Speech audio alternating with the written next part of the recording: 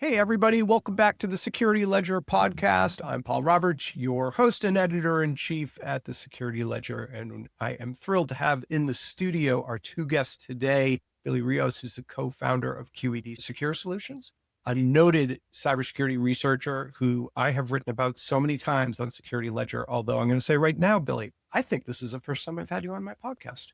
I can't believe that. I think so. But anyway, we've talked a lot. I've interviewed you many times. And with Billy is Brandon Rothel, who is a cybersecurity research and engineer at QED Secure Solutions. Brandon, welcome. Thank you. Thanks for having me. And you guys did some research. It got a lot of notice on a power wheelchair from the Japanese manufacturer WHILL, WHILL. Maybe it's WHILL. I'm not exactly sure how it's pronounced. That was really jaw-dropping. And you got a video showing basically your ability to take remote control of this device wirelessly over Bluetooth and manipulate it, including sending it down a really long set of stairs without anybody in the wheelchair, notably. But so really interesting research. And I wanted to use this podcast to just dive into that and talk about what you learned and what the lessons are from this. But before we do that, Billy, tell us a little bit about QED Secure and the work that you guys do. Yeah, we're a small company. I think we're about 20 people total. About half of those people are engineers, just like to stay on the cutting edge of cybersecurity.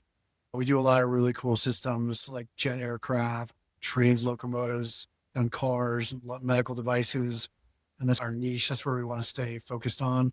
So Brandon is one of those engineers. Every once in a while, we'll pick a project that's not a client project and just work on it. That way we don't have to worry about reports and meetings and things like that. And we'll pick something that we think is interesting to us. That's how this wheelchair project came about. We bought a wheelchair, had it delivered to my home near the Denver area. All the engineers came out to work on it throughout a week or two. And then we just saw what we could do there. So it was a lot of fun. Yeah. Okay. And Brandon, tell us a little bit about yourself and what's your journey to cybersecurity? What did that look like? Yeah, my name is Brandon Rothel. I'm a cybersecurity researcher for QED Secure Solutions.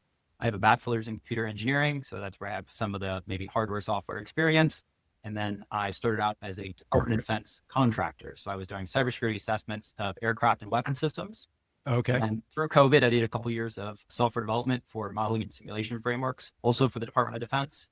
And then I joined QED about 3.5 years ago, a little over, and doing, like Billy said, assessments of commercial, military aircraft, medical devices, vehicles, all sorts of fun stuff. Billy, I know you have focused on medical devices for many years and done some really groundbreaking work. Again, some of the security research that generated the first FDA recall as a result of a cybersecurity issue. And we've written about those. Whose call was it that to pick the wheelchair? Was it the CEOs or was there some kind of a survey? Yeah, I actually encountered this. I encountered a wheelchair. It's funny to say, coming back from a trip. I was coming back from Alaska and we're going, me and my son and my co-founder, Jonathan, we were going through Seattle, SeaTac. And we looked over to the side and there was a wheelchair just driving itself to a gate autonomously. No one was in it. And it was beeping. And I was like, what is that? And we actually took a pretty quick look at it. I sat down in it. It had a little interface there. And I was like, who makes this thing? And posted it to the Slack. And then within, I think like a day or two later, we're like, we're going to buy one of these. I bought one, had it delivered. We started doing some research into it. Surprisingly, wheelchairs are medical devices. And so the typical process that a medical device goes through, like a pacemaker or MRI, the 510K clearance process of FDA, these wheelchairs have to go through that as well. And so we're surprised by that. And I had bought it. It was delivered to my home. I set it up. My kids were using it to get around the house. It's crazy. But teenagers, of course. But it was a little difficult not to touch it until the engineers came, and then so everyone just converged at the house. And for these projects, we don't make them mandatory. If you want to participate, you can participate. But every engineer wanted to work on this one. It's a fun one, definitely. Brandon, had you looked at medical devices before? Not before joining QED, but we've looked at dozens since joining over the last several years. So it's definitely something I'm familiar with. And some of the work we do is actually the cybersecurity assessment for their 510K submission. So if you have a new medical interesting. device going to be manufactured, you want to sell it in the US, it has to be had a cybersecurity assessment done of it by a third party. So a lot of times we'll do that cybersecurity assessment as the third party, tell them everything they need to fix. And then when they apply for that 510K clearance, they append our report to it saying, here's what they looked at, here's what they found, here's what we fixed. And Billy, as you said, that is a bar that does not exist in other industries, essentially. Yeah, It is, totally. Yeah. Yeah. FDA is probably the furthest ahead from a strategic standpoint, I think, for establishing a bar in their industry. Okay. So for those of us who are not hardware reverse engineers, talk to us about the process. You got this wheelchair sitting in your house and you got a bunch of security engineers who've come to lay into it. What does that process look like? Like, where do you start? Is it with the mobile app and that type of thing? Or are you digging into the hardware right away? Yeah, maybe I'll start and then I'll let Brandon kind of chime in Yeah. on this as well. I think what's really interesting is that the approach is actually really important, right? Sometimes you may not need the actual device if you can just get the firmware or software and you can do a lot of research there. But for something like the wheelchair, we wanted to actually get the actual wheelchair so that we could work on the actual device itself. And if we wanted to demonstrate effects, physical effects, we wanted the wheelchair to be there as well. So that's pretty important to us. And me being the co-founder, buying the wheelchair, setting up the engagement, right? I just wanted to make sure that we had everything that we needed to do the work that we needed to do when the engineers arrived, right? So the wheelchair is one piece of it. There is an app, a phone app that's a part of it as well, making sure that we had access to that. And then just having the environment to look at this thing, right? So all the tools that we quickly realized up front that this thing had Bluetooth capability, has some network capability for the app. And so just having the tools to be able to inspect all those things quickly. That way, when the engineers get here, they're not wasting their time waiting for an Amazon delivery of a Bluetooth flipper or a tablet, things like that. So setting all that kind of stuff up early was pretty important. That way, when the engineers got on site, they could just do their thing. And then when you go looking for issues, where do you start, Brandon? What are your thoughts? Yeah, so we knew we wanted to focus on the Bluetooth because that was like the unique thing about this wheelchair. We wanted to look at the Bluetooth and see how your mobile device actually connects and communicates with the wheelchair. So at first, when we set it up, we went through their setup procedure. You launch the app, it wants a password, and it wants the serial number. We had to punch those in, and then Billy and one of our coworkers, Jesse, reverse engineered how they were actually taking that serial number and password, sending it to a remote server, and getting a password back. And then the app wants you to punch in that password. So at first, at least my gut reaction was, ooh, that's actually pretty good. Okay, they're requiring some sort of information from the wheelchair. They're requiring their own servers. There's a kind of ecosystem here you have to play along with. Once we dug into it a little bit more, we realized you actually don't need to use their device at all. So we were able to reverse engineer the Bluetooth connection, and they don't really use the password. At least we didn't see that they use the password. And even if they did, we discovered that the Bluetooth is totally unencrypted. It's totally unencrypted. All of the application traffic going to and from the device is unencrypted. So if they sent that password across as an attacker, we could get it, right? They can't protect from that if it's all in plain text. So that's how we started out, is doing it that way. And just to understand, like from a feature or function standpoint, so there's Bluetooth on this device. Why? Like, obviously there's a terminal on the device that you can control it. And there's a mobile app that what are they using Bluetooth for exactly? So the Bluetooth, not just it's for software updates and firmware updates, but it's also for remotely controlling the wheelchair. So the idea is it's a feature where if you are, let's say, a restaurant, you take your wheelchair to your table, you move into the booth, you can remotely drive the wheelchair away from it, get it out of the way, park it without using anybody else's help. And then you can also lock it over Bluetooth. They have a lock feature, which is supposed to be a security feature, so nobody can just walk up and steal your wheelchair. So that's all integrated into the app. And the app actually has different profiles. So you can set different speed settings, like a fast speed if you're going outdoors, maybe an indoor one is very slow. And then the slowest setting is remote control. I think we'll get into that a little bit later, but there is a super low speed that it's set to when you're controlling it via Bluetooth. So practically, like how did the attacks that you designed play out? How were you able to leverage this lack of Bluetooth authentication and just the use of Bluetooth to do what you did, which was take remote control of these devices, blow past that remote control speed limit and send it down a huge set of stairs? Maybe I'll walk through the high level and then I'll let Brandon talk about his app here. It's interesting because when you break it down to its most simple descriptions, like the DHS advisory does or the CDS, the CDE description.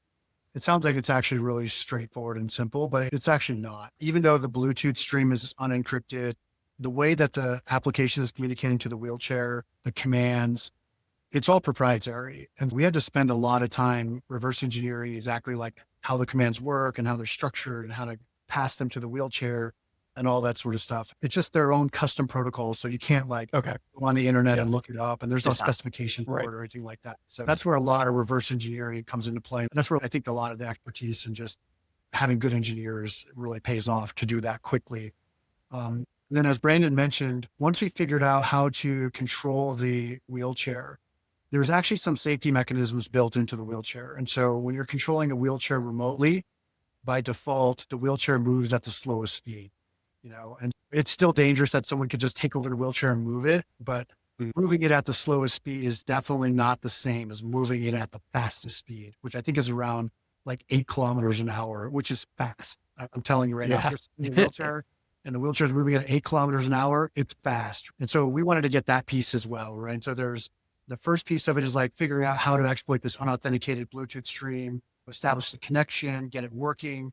The second piece of it is like reverse engineering the commands to make sure that we can have fine-grained control over the wheelchair. The third piece of it is defeating the safety mechanism to make sure that we could control the wheelchair in the way that we wanted it controlled.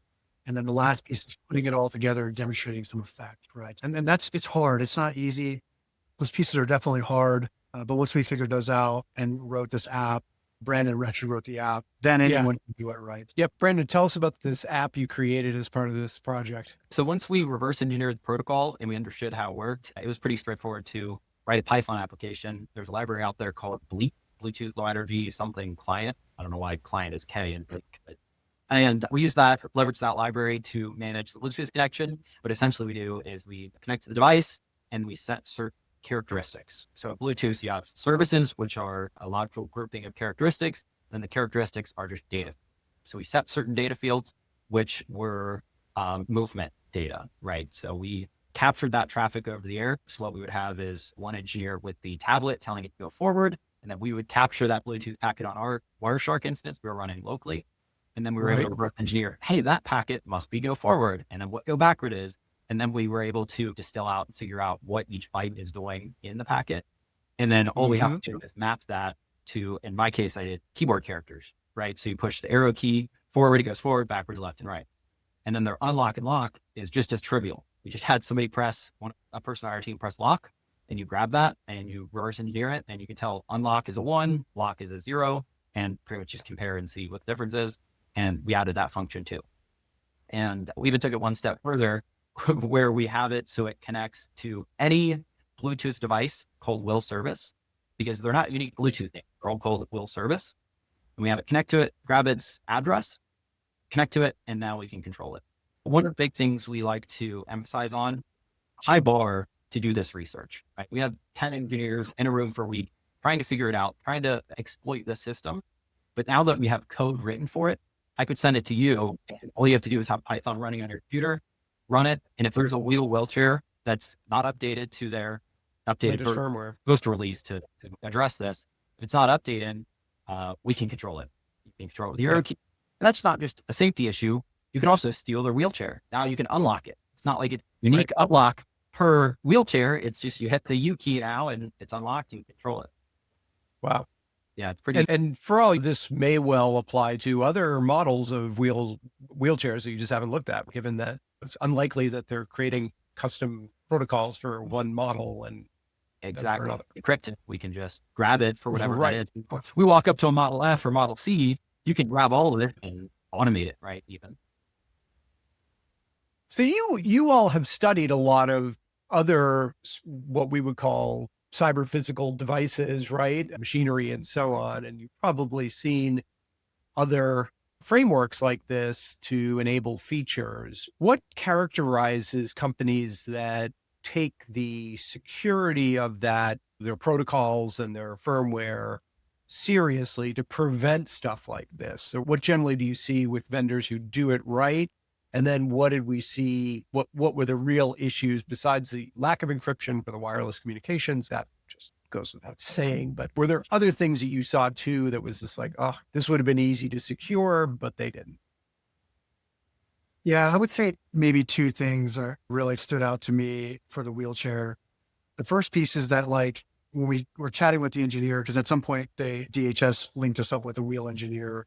And the wheel engineer was actually explaining why they were not using encryption. And it was really because of the hardware constraints that they had on the wheelchair. And I was surprised by that because it's not like encryption is a brand new thing, but it did let us know that they had considered it at some point. And I can imagine the scenario. That's a bomb issue, right? It's a bill of materials issue. Totally. Exactly. Right. Yeah. Right. Yeah. And I could imagine I'm sure someone had raised this at some point saying, hey, we should probably have this encryption on here. And then some other engineers pushing back like, hey, our hardware doesn't really support this. Yeah. This part is only 60% of the price of that other. Yeah, exactly. Yeah. And so not realizing the implications of what the downstream implications of that would be. Yeah. And then the second piece of it is the lack of encryption is a foundational security piece for the entire wheelchair. And so even though they had these other pieces in play, like they had a lock and they had the password and their protocols, their custom protocol that they've not documented publicly, they thought all these things would help them. But the reality is that if they couldn't get those foundational security pieces in play, then none of that matters, right? So no matter how much time and effort and engineering they spent on these other pieces, it just doesn't matter, right? And all the other pieces, all the other dominoes fell because they just couldn't get the first one in play, right? It blows me away. And again, I can't do what you guys can do it at all. Like I'm a journalist. And yet, if I were sitting in that room where they were talking about this and it came out that we're going to be shipping a product with unencrypted Bluetooth communications, it blows my mind that nobody in that room was like, we cannot do that. You can't have a medical device with unencrypted wireless communications because you're just laying yourself open to exactly what you guys are talking about. So it just, I don't know what I think it does say something, as does that story about that you heard from the WHILL employee about, oh yeah, it was really a hardware constraint why we didn't use encryption. It does speak to the culture of the company that they don't have a Billy or Brandon sitting in that design room saying, let me tell you why we absolutely have to encrypt this communications, because here's what I'm going to be able to do if we don't. Right. And it really should have came up on their 510K submission. That should have been something that came up. Hey, this Bluetooth communication that is controlling movement for a several 100-pound device with a person on it is totally unencrypted that anybody can connect to it. Yeah. Okay. So you guys reached out to, when did you reach out to WHILL first or CISA or both at the same time? No, for things like this, we normally like to just report them to CISA, the old ICS, or let them handle all the coordination stuff, especially with the foreign company that's headquartered out of Japan. They have some US offices, but I think all the main folks are in Japan. And so it's like, we're not going to spend a lot of time trying to figure out and track down some individual there. So I do want to add one thing though about the engineering piece of it. I think what surprises people a lot of times is like the physical effect we generate. And so this one, hopefully your viewers can see the video. It's a wheelchair. Can I share? Is it okay to share the video? Yeah, by all means, you can share the video. Right. It's a wheelchair flying down the stairs, right? And sometimes when people see that, they're like, you don't need to do that. And I think even someone was like, this is totally a bad taste or poor taste or whatever. But I think it's important because, to your point, the engineer was talking to us about, hey, we were considering this, but the hardware constraints make it so we couldn't do it. I bet if we had that video in that room while they're discussing whether or not to have encryption over their wireless protocol, if that video was shown, they probably would have made a different decision. And so sometimes they conceptualize like what the implications are, what the effect could be. And I think that's the point of those videos and us actually taking it to that last step and showing, hey, once this is exploited, this is what we can do. It just puts it in like non-technical terms so people can understand what's going on. Because you're not asking people, if you were like, look, we can make it go left, and we could drive it downstairs if we wanted to. But like in people's mind, they're like, yeah, they made the thing dance a little bit, like whatever. Like, I don't see the problem. Whereas you see that thing flying down the stairs and your mind's like, wow, if there was somebody in that, they would be dead. Yeah. Point made. Clearly. With that video, the conversation definitely changes. And I would hope that the engineer that we were talking to took that video to his leadership and said, this is what's possible if we don't fix this. And it becomes very clear and very easy to understand. Did he seem surprised, or did he seem like, I knew all the things you're telling me. I understand. Yeah, there was definitely some conversation. We did this as an independent research project. So it's like, yeah, we're just doing it. It's hard to say we're doing it for fun, but we are really doing it for fun, to learn things, to explore new tools, just to exercise some of the analytical capability of the engineers in a kind of a safe way. It surprised me that the engineer pushed back on certain things just because we didn't specifically document them, because we're writing a report just out of goodwill, right? We're not writing for a client or anything like that. Yeah. And what engineer likes to write reports, right? So we just got to the meat of it and said, hey, this is what we can do. These are the big. That's why I hire people like me, Billy. Yeah. And at some point, the engineer pushed back. You can't unlock the wheelchair. And it's like, no, we can. That may not have been in our report, but we definitely did that. And Brandon's, look, you press U on the keyboard and everything unlocks, right? So we got a little bit of pushback there. But I think after a quick back and forth, the engineer quickly realized, like, no, these guys own the wheelchair. Like, we can do anything we want. And I think that was the only pushback that we got from the company. Billy, I'm interested in asking you, because you've dealt with FDA. You did that research on the Hospirin fusion pumps back in whatever that was, 2018 or 2019. And I think you've dealt with CISA before as well. Yep. Obviously, we've seen a lot of changes at the federal level in the last. Did you get a sense, was your dealings with CISA and stuff pretty consistent, and FDA pretty consistent with what you had experienced a few years back, or did you notice changes? Yeah, they have had some leadership changes. When we first started working with FDA, Dr. Suzanne Schwartz was there leading the charge for a lot of the new cybersecurity measures that they were putting in play almost 10 years ago now. She's no longer the director of the countermeasures piece. And so there's now new leadership there. But what I can say is that it's still really good. We work with manufacturers going through the process. It is a real process that they have to go through. It takes a lot of effort. They have to take it seriously. Now that the FDA pre-market guidance is now formal requirements, now that there's an FDA Act at the law, the FDA is not afraid to tell manufacturers they got to get their act together. There's the Patch Act too, which requires SBOMs and stuff like that. Right. Absolutely. Yeah. No, I mean, that is the irony here, which is medical devices are about the most regulated, secure things. Yeah. I would say that I honestly believe that the work that Suzanne and her team did almost 10 years ago probably saved someone's life, right? With all these devices getting more and more connected, raising the bar the way they did just all across their industry, their vertical, probably saved someone's life. And if it hasn't saved someone's life already, it will save someone's life in the future. So I think they did really good work there. How a wheelchair with unencrypted Bluetooth can make it through the 510K process is probably another question to be asked as to whether or not the documentation fully revealed what was going on there, or if there's controls that we can have to make sure that doesn't happen in the future. But just the general strategy that the FDA has is definitely one of the best we've seen in all the verticals that we've looked at. I don't know, Brandon or Billy, who wants to take this one on, but so CISA published a list of mitigations that WHILL had taken in response to the research that you did. And there are a bunch that are basically obfuscating. There's a JSON file and some configuration files where they are basically just turning them into binaries. That seems like security through obscurity to me. For folks like you, does that add an extra step into your process of reverse engineering this thing? Yes. Is it preventative? No. But I don't know. Maybe I'm missing something. But that's not really the crux of the problem here, though. If they did all of that, but they still kept Bluetooth unencrypted, it doesn't matter. We're still going to be able to reverse engineer it, capture that, and then take control or do some other effect. And they actually have firmware on the device. And so they have the human machine interface and they have the motor controller.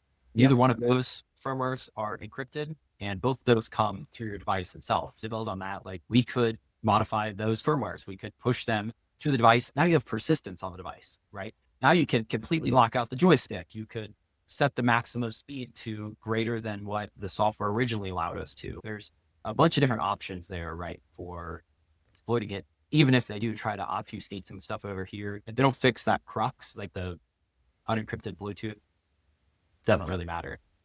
So what is the fix for that? Is that something where you actually need physical access to the device or is it something that they could do via software only update? I think they're going to definitely try to do it via software, right, to do that encryption. If it is a hardware limitation, I don't know if they'd have to do it as a recall and actually replace the boards with newer hardware.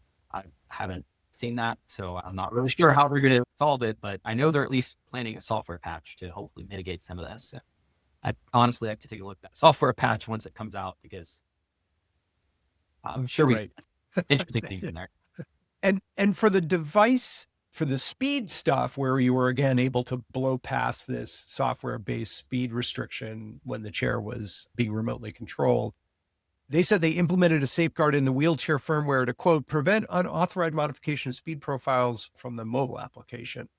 What that unauthorized kind of raises alarms for me, given my kind of right to repair background. But what does that mean practically? Do we know? I don't know what their implementation is going to be, but Yeah. like I said, they don't secure the Bluetooth, then I think it's the moot point. Yeah, totally. Ability of anything. Yeah. I agree. When we looked at the wheelchair, our focus was on how we can exploit the wheelchair remotely. And that's not to say that like physical access to the wheelchair isn't important or those exploits are not important. Our goal was like, hey, we want to control this thing remotely with no prior information about the wheelchair, right? So you see it over there and you just boom, get it. And that's literally what Brandon's app does. Like you run that thing, if there's any wheelchairs near you within a Bluetooth range, it just takes it over, right? Wow. Yeah. And we haven't looked at the fix yet that they pushed out, but we can Brandon, tell you. how do you control multiple wheelchairs from one keyboard? Think about that. We could just hack a bunch of them and do an orchestrated ballet of all the wheelchairs. Same thing as you hit your arrow keys. The new feature for your app, Brandon. Yeah, exactly. Yeah. From a technical limitation, though, it's certainly possible. Definitely. I see like a synchronized swimming type thing. Right, exactly right. Like you do your spirals or your turns. Spirals. Yeah. Synchronously down the stairs. Yeah. Yeah. It's interesting to me because in the repair context around wheelchairs, I said this to you in the notes I sent you, one of the big things that the states that have passed right to repair wheelchairs is the ability of wheelchair owners to access the administrative interface and do things like change the max speed volume. Because you talk to people, in fact, I talked to people in Colorado who are like, yeah, the max speed that the manufacturer puts on this is way too slow to get me across the street where I live. When the walk signal is on, like it's just too slow. And so once we got the right to repair, I was able to go in and tweak it up and move much more effectively outdoors. They loved that. This kind of sounds like what the manufacturers would like to say, which is, no, we should be the ones that control all that based on our calculations about what's safe and what isn't and so on. Yeah, I think you bring up a really important part of it, right? One of the differences between what we do for a manufacturer that's hired us to do an assessment against their device as opposed to like independent research is when someone hires us to do an assessment, we're trying to find like every security issue that we can possibly find and document that for them. When we're doing independent research, it allows us to actually like focus on what's really important. And as we said before, remote exploitation of a device is usually the most impactful thing, right? And the ability to change the speed is relevant if you can't remotely exploit the device. It really has no impact, right? So there's really no cybersecurity implication for allowing a user to change the speed, right? So it only becomes an issue when someone has exploited the device and then they can take advantage of its features, right? So I would hope that someone doesn't come out and say, we're going to restrict this from a cybersecurity standpoint, because to be honest, the cybersecurity issue is the unauthenticated communications that you're having, not the ability to change the speed. And we've seen this in other, like we've seen with keyless entry to automobiles, right? And there was just huge waves of thefts because that was implemented improperly, right? So we've seen this in other contexts of we want Bluetooth, we want the wireless access because it creates this cool new feature that we can sell, but we've implemented it in a way that creates a real risk for the owner. Yeah.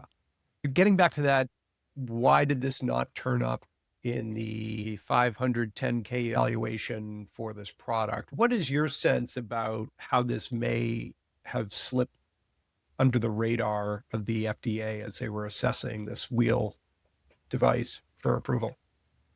Yeah, I'll take a stab at that. I remember very fondly having breakfast with Dr. Suzanne Schwartz many years ago. I think we were talking about Hospera and kind of what was going to happen there. And I was pretty upset that the FDA didn't detect the vulnerabilities that affected that system before they were released to the world. And she reminded me, actually, she let me know that the FDA actually doesn't test devices. And I think that's important for your listeners here too. It's not like every manufacturer is sending, sending devices to the FDA. It's not like they have this giant lab where they're testing every single device before it can be sold in the United States. And so what the FDA process really is a quality process that relies pretty heavily on documentation provided by the manufacturer. I don't know what that documentation looks like. I don't know what that documentation said, but it's not like the FDA had a Bluetooth sniffer and just missed it. That's not what they do. They're reviewing this documentation. So to be honest, I would be really interested in seeing what that submission looked like and what it said to see how something like this could happen. I'm sure the FDA is going through a postmortem process right now to see what happened there, but as a researcher, I would be interested in seeing what the manufacturer submitted and how this could be. The model they have is not, which is of course that, the device makers need our approval to sell in the US market. We're the gatekeeper, and we're going to put the cost on them to hire companies like QED, do this evaluation and give us that report. Obviously, if you fail, the QED evaluation comes back and it looks terrible, right? WHILL's going to work with you guys to get it up and make the changes that you're recommending and then submit it, which is fine. Same thing with food inspection, right? Who pays for food inspections? Not taxpayers, the food producers, the food makers do, which is fine.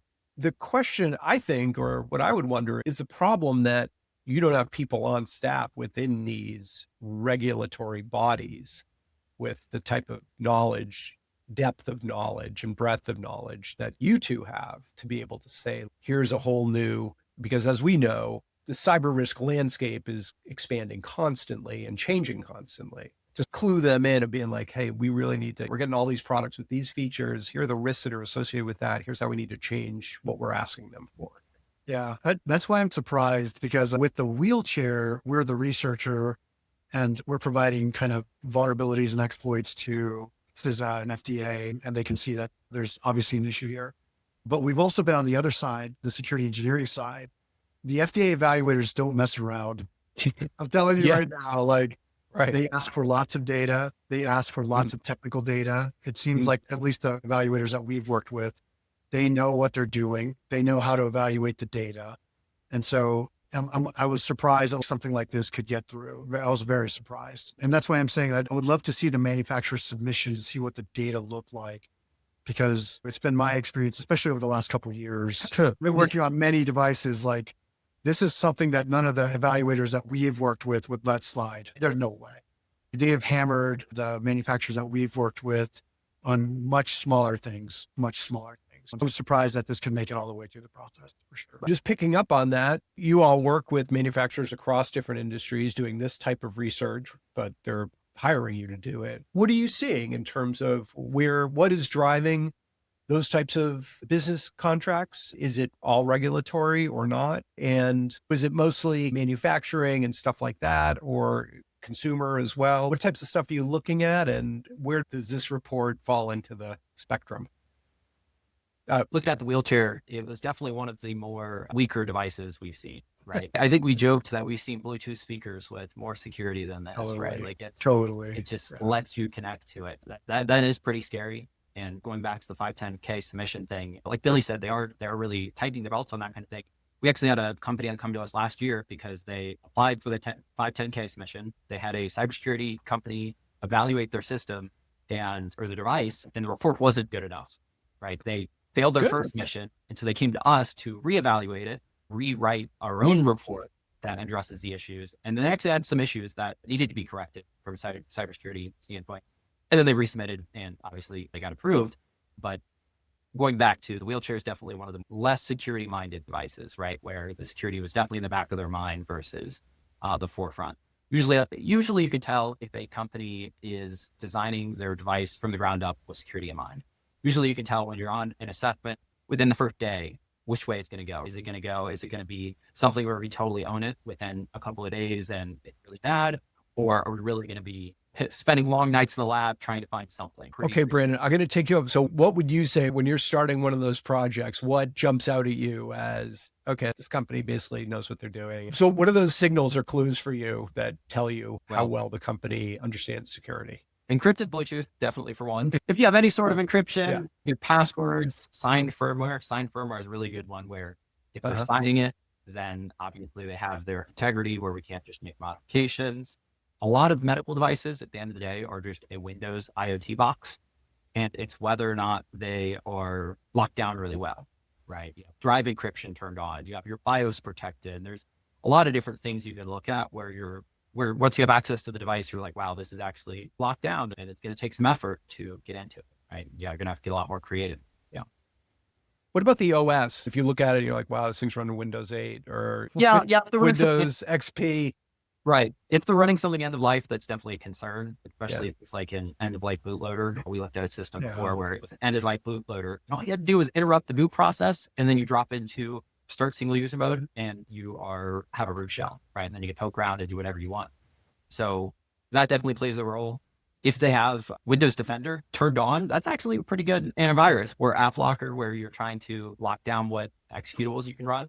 Or where we have a exploit where we can get our payload on the system, but we actually can't get it to execute because it keeps getting blocked by Defender or something. There's definitely things you can see where once you see it, you're like, I'm not going to waste my effort.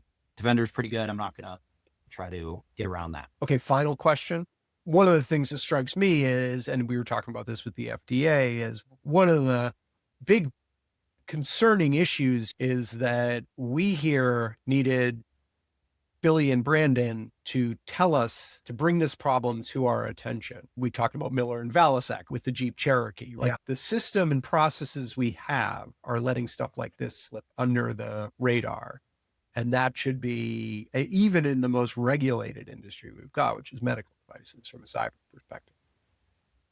That should be super concerning. Should the FDA have its own, should they just do a acqui-hire of QED, bring you in-house and be like, listen, everything's going through this team? And is that the solution? Because the federal government has limitless resources. They waste a lot of them, but they got the resources to do this at scale. And it seems to me that if we need to rely on an awesome company like yours to do this just as a team building fun project, that's going to leave a lot untested.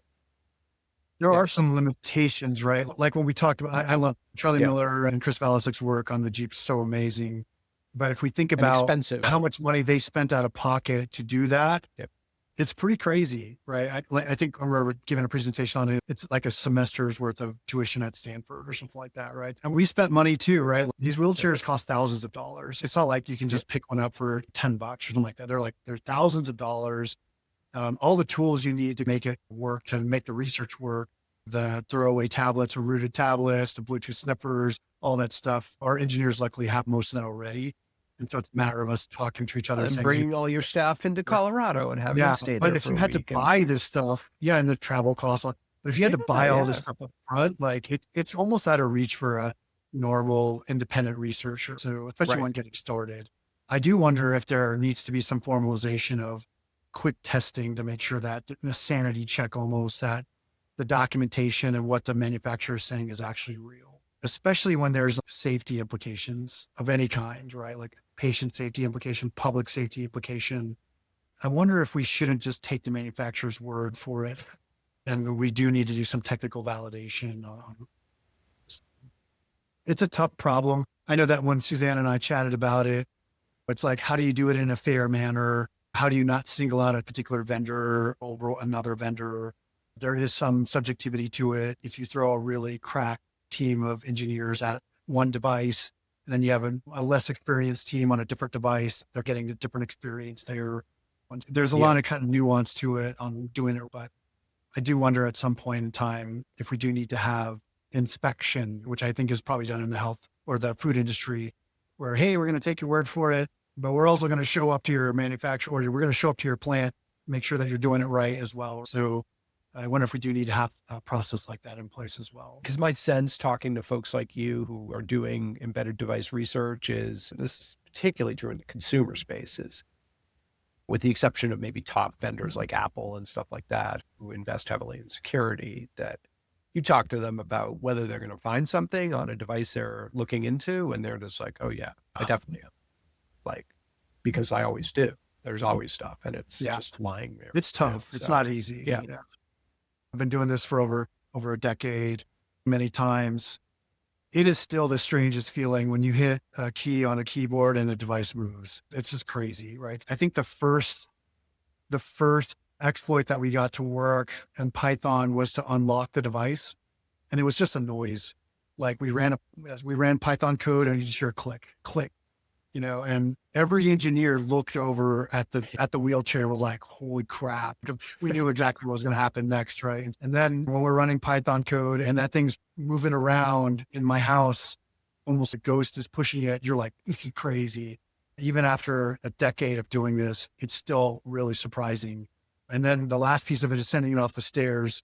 I think every engineer at some point was like, man, what if there was a person on that thing? Like it would be dead, or at very minimum, very seriously injured. And most of the engineers have done cyber to physical effect before. And so it's just something that's super difficult to just take casually. And a lot of times I wonder, because when we were doing this at the movie theater, we didn't want random people to just see this thing flying off the stairwell. So we were there super early. There's no movies playing. We were really careful not to do it in front of people. But I think if the general public saw this with their own eyes in this real world, it would surprise them. And maybe that's what it's going to take for people to actually realize, like, hey, this is a pretty important thing we need to get in front of it.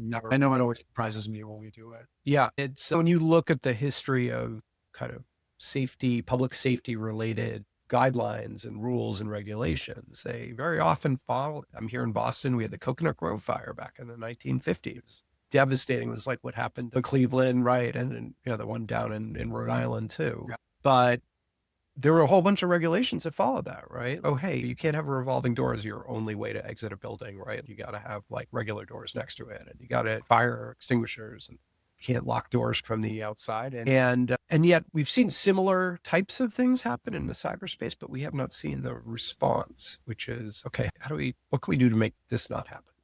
I agree. Once again, I think that's why I admire Suzanne Schwartz's team from 10 years ago. They didn't wait for it to happen and someone actually get hurt or killed and say, okay, now we need to do something. They could put the dots together enough to where they're like, we just need to act before this happens. And right. That's why I think it's just so impactful. There's not a lot of leaders that can just look ahead on the horizon and say, this is what's coming. And so we need to get in front of it. It's going to happen. Hopefully it doesn't happen in medical, but it's going to happen in one of these industries where someone is going to get hurt. It's just, these other industries are not as regulated. They don't have as much visibility. It's just a matter of someone figuring this thing out and then using it. That last step is just someone using it. And I hope we can get ahead of most of that before it actually happens in the real world. To wrap up our conversation, let me just say, we might get there thanks to the work that both of you are doing. And I am very thankful for the research that you do, Billy, and the work that you do. And let's just hope that we do see some positive developments from this. Yeah. Really interesting talking to you. Fascinating research. We will definitely link to the video. And awesome. Thanks so much for taking the time and coming on and talking to us on Security Ledger Podcast about this, Brandon and Billy. Absolutely. Thanks for having us. Yeah. Thanks for having us. Appreciate it. Look forward to having you back on again soon. Yeah.